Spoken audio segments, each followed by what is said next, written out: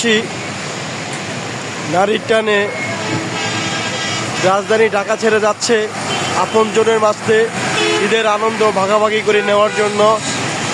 আমি দেখেছি রাতের সেই 1টা থেকে এই পর্যন্ত, এখন রাতের 3টা বাজে, এখন পর্যন্ত মানুষ এই বৃষ্টিতে, ট্র্যাক ভর্তি মানুষ, এই ট্র্যাকের ভিতরে সম্পূর্ণ মানুষ।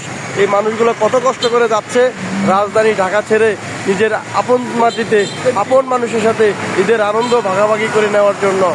এই মানুষগুলা সেই মানুষ যেই মানুষগুলা বাংলাদেশের এভিডেন্স, বাংলাদেশের অর্থনীতির চাক্কাকে সচল রাখার জন্য যারা কঠিন পরিশ্রম করে মানুষকে এই মিল ফ্যাক্টরিতে কাজ চাকরি করে, এই মানুষগুলা যাচ্ছে রাজধানী ঢাকা ছেড়ে আপনজন নারীর টানে আপনজনের মানুষের কাছে ঈদের আনন্দ ভাগাভাগি করে নেওয়ার জন্য। মাইলের পর মাইল জ্যামজট, এই জ্যামজট অপেক্ষা করে যাচ্ছে মানুষগুলো।